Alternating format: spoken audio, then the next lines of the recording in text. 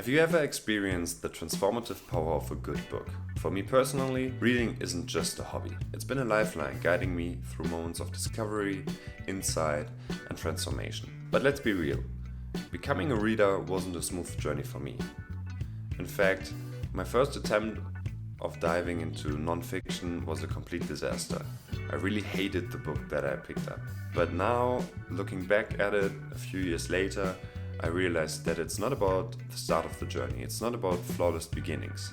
It's about the process and embracing it one page at a time. As Austin Kleon wisely said, it's not about the book you start with, it's the book that book leads you to. Join me as we explore how to kickstart your own reading journey and discover the magic lying within the pages. I want to start the video by talking about my own experiences with reading. I already said I had a rough start. Let's go back to my 19-year-old me. I was quite desperate. I was living in a big city on my own for the first time, and I didn't really know what to do with my free time. So when I was online once, I came across these brothers who were advertising their self-help program. The idea was to create like this 30-day challenge. Of course, you see it all the time on social media nowadays, those challenges. I'm definitely gonna do some of my own on my channel. They had a few different challenges to choose from. Reading was obviously one of them. They had a list of 10 books, of which you were supposed to choose one that you would read in those 30 days. I only remember 2 books of that list.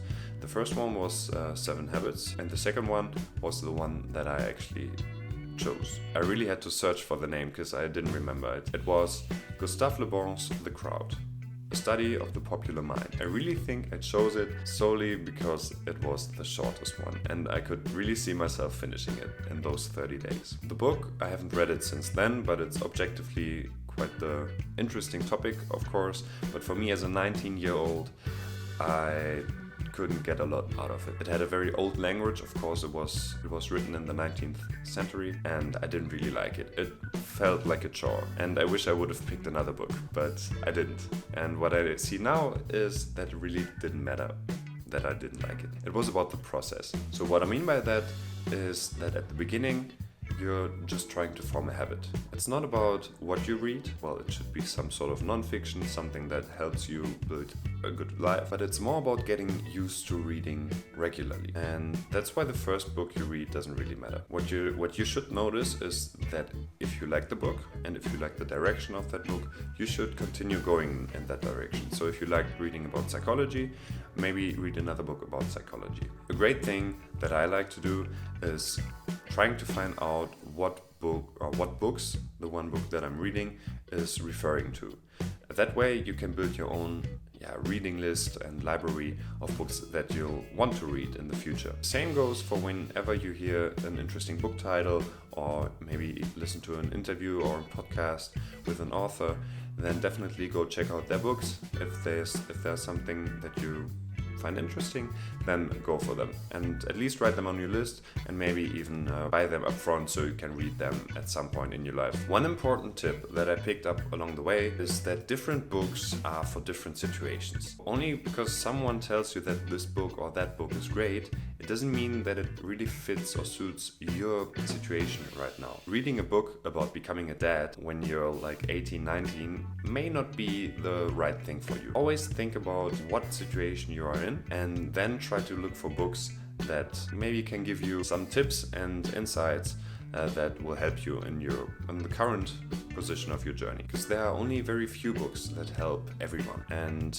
most of the time those are the bestsellers like Atomic Habits by James Clear, for example. Just think about the situation that you're in, about your plans, about your goals, what do you want to do with your life, and then look for books that are like really going in that direction, because you'll reap the most benefits from those books. In case you really don't know what you're interested in, just go to your local bookstore. That's something that I would advise you anyway. When you're there, just go past the colorful fiction books and go to the non-fiction area of the bookstore. Just pick up books that interest you by the title or by the topic, and once you find something that interests you just a little bit, just go for it. Buy that one and then you'll start your journey. Because as I said earlier, in that book, other books will be mentioned. And that way you can build your own reading list. And things will be a little bit easier after that to find new books. In case you don't have a bookstore in your area, I go on Amazon and then to guidebooks, self-help, and then lifestyle.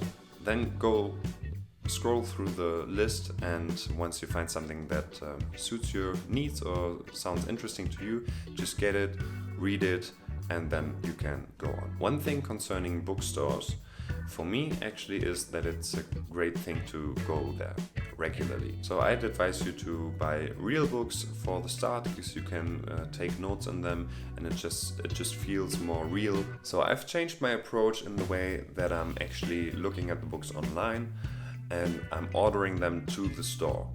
And what that does, it just forces me to go there. And whenever I'm there, I'm going through the bookshelf of the non-fiction area. And I have a look through it, and sometimes I pick up a new book.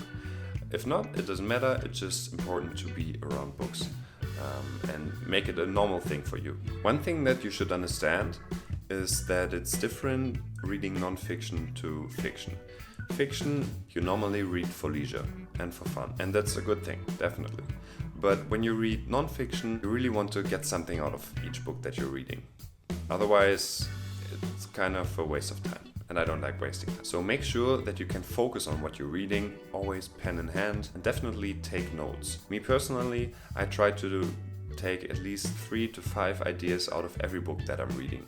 Normally there are a lot more, and I'm taking a lot more notes, but I'm highlighting the ones that I really love. The way I do it is I read it once with a pen in hand, making notes, underlining things and everything, and then I go through them a second time with my laptop, writing them into like a document, and then going through those notes again, highlighting the ones that I really like, to come up with my 3 to 5 favorite notes and key highlights from the book that I can actually implement in my life, and where I think those have the biggest impact. And then there's one last thing that's very important to understand. A lot of those non-fiction books are self-help books. What I thought for a long time is just by reading them, your life gets magically better. But if you just read them and do not act, nothing changes. You have to understand that. It's very important, and I wish I could have put it into the head of my younger self. But you have to act on the things that you read. That's why I think the 3 to 5 things and maybe even actionable steps from the book are so important. So you can actually implement the things in your life and change your life a little bit with each book that you read. So the way I see self-help books is that they are the inspiration for you to help yourself. And the last tip that I found very important, for me at least, is don't read non-fiction and don't read self-help books before you sleep. Because first, you probably won't remember a lot of things because you're not very active while reading, because you're kind of sleeping already. And second is, when you stumble over something very interesting, you can sleep very well. I'm quite sensitive when it comes to that. When my mind is racing, I can't really fall asleep. And that's why I've stopped reading non-fiction at nighttime or before I go to sleep. That's the time when I go to fiction. To end the video, I have 2 actionable steps for you. First one, at the next possible moment, go to your local bookstore and go, as I said, go through the non-fiction shelf and grab the first book that interests you, that you think you could actually finish, and pick that one, and the rest will come as I've explained it. When you've done that, or you've gone to Amazon and bought a book that interests you there, then it's very important to allocate a clear time in the day, preferably in the morning when you're still like fresh and active, to actually read. And this can be as little as 5 minutes at the beginning, or like half a page or 1 page. It doesn't have to be a lot, but it just has to be the starting point and like the little spark that sets your reading journey aflame. That would be it for me. That's how I've started reading, or that's how I think you should start reading if you've struggled so far.